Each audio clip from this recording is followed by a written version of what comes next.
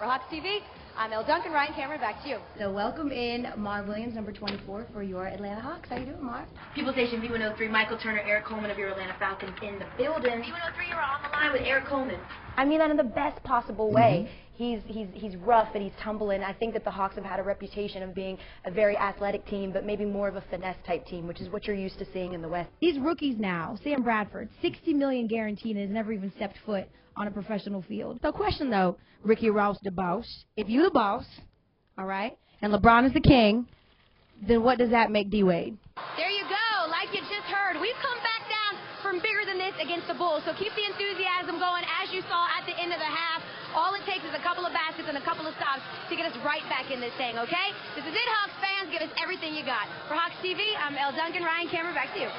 Frank and Wanda Morning Show. Frank Ski. I'm Elle Duncan. Of course, Wanda Smith out patrolling the bus stops. We're here with Coach Tony Dungy, future Hall of Famer. You already know. Come on, Coach. You already know. That's already going to happen. Exactly, and the first African-American head coach to win a Super Bowl. But because of that title and just because of the books and because of, you know, the fact that you mentor, do you feel like you get a certain amount of pressure to be the go-to black guy in the NFL? Like everyone looks to you for everything that is African-American? I think there was when I was in the league coaching, but I guess it goes with the territory. I've got to ask, because this is all the news. We're probably going to have a stoppage in play next year in the NFL, it's looking like. And a big reason, partly, is because it's just coming down to the money. These rookies now, Sam Bradford, $60 million guaranteed and has never even stepped foot on a professional field. And Ndamukong Suh, $40 million guaranteed. Are you for a rookie pay scale like they do in the NBA? Do you think these kids should get all this money front-loaded? No, I think it's absolutely necessary to have that system change. Keys to the game, so let's go out to the Hawks TV sideline reporter Elle Duncan. Thank you very much, Ryan Cameron. Welcome back to the Highlight Factory. Hawks fans, this is it. It is win or stay home, if you will, for your Hawks as they look to force a crucial Game 7 on Sunday in Chicago. That is, of course, after losing a really hard-fought battle in Game 5 that came down to the very end. Unfortunately, Chicago did end up on top. The Hawks, who were down by as many as 15, came back to take a lead early in the fourth quarter. Jeff Teague led the Hawks in scoring for the third time this series. He put up 28 points on 8 of 11 shooting. He's been incredible.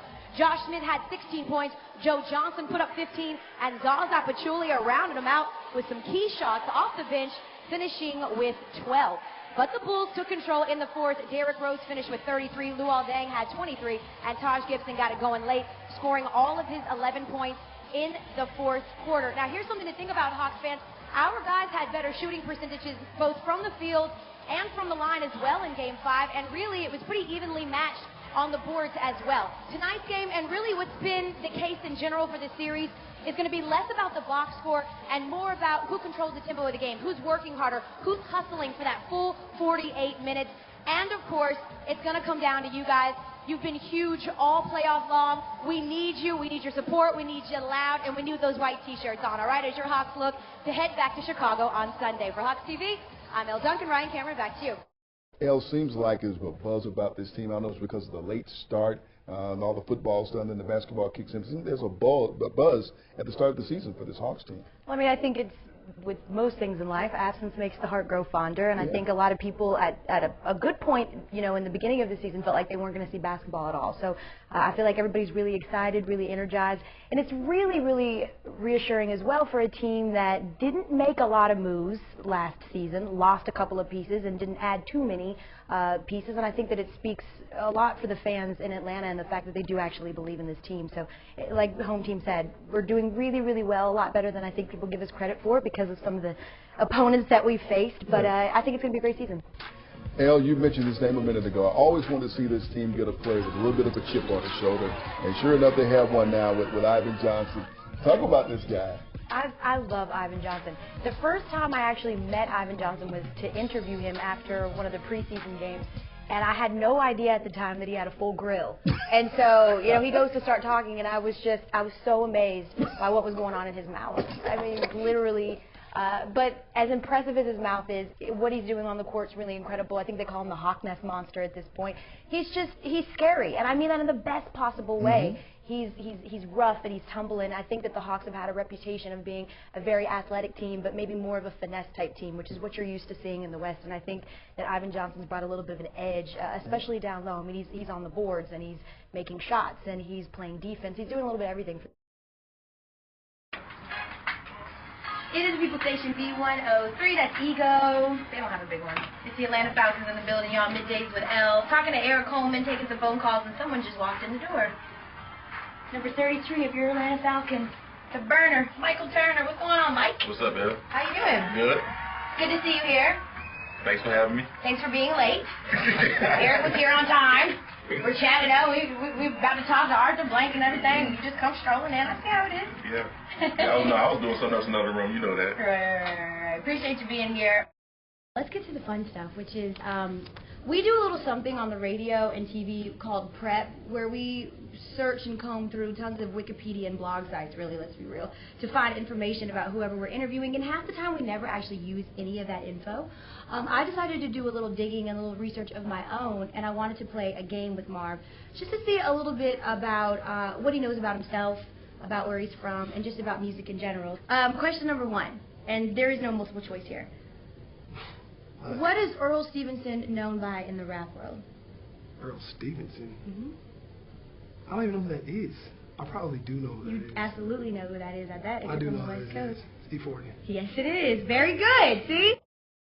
It's time for the Comcast walk-off interview brought to you by Xfinity. Here she is, Elle Duncan.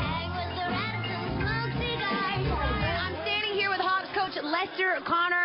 First things first, I got to ask, we did see Jeff T come out of the game. He's been huge for you guys this series. Is he good to go? What happened? Well, he came down wrong on both his wrists, and we thought that he broke them the way he landed. He got upended, came down, tried to protect himself with his hands, and he came down. But he came back in the game, so we definitely need him tonight. Lester, I know you're not big on stats, and when it comes down to an elimination game for your team, do field goal percentages and shooting, all those things go out the window. Does it really come down to who's going to work the hardest for 48? That's exactly right. We got to outwork them tonight if we want to go back to Chicago and get Game 7. We gave them a lot of easy baskets. They got up by 15. Once we set our mind to playing good defense, then we can get back in the ball game. But you've got to be encouraged by the fact you were down 15 on Tuesday and you got back that lead late in the fourth quarter. What do you make sure to do to not only get the lead back, but keep it this time? Well, to get back in it, we got to hold them from scoring, and then we got to come down and execute our half-court offense. That's the key. You know, we know we can come back. We were down 19 in the regular season. We were down 15 the other day in Chicago. So they'll let us get back in the ball game, or we'll let ourselves get back in. Well, good luck in that second half, Coach Connor. Thank you. Thanks a lot. There you go. Like you just heard, we've come back down from bigger than this against the Bulls. So keep the enthusiasm going. As you saw at the end of the half, all it takes is a couple of baskets and a couple of stops to get us right back in this thing, okay? This is it, Hawks fans. Give us everything you got. For Hawks TV, I'm Elle Duncan. Ryan Cameron, back to you.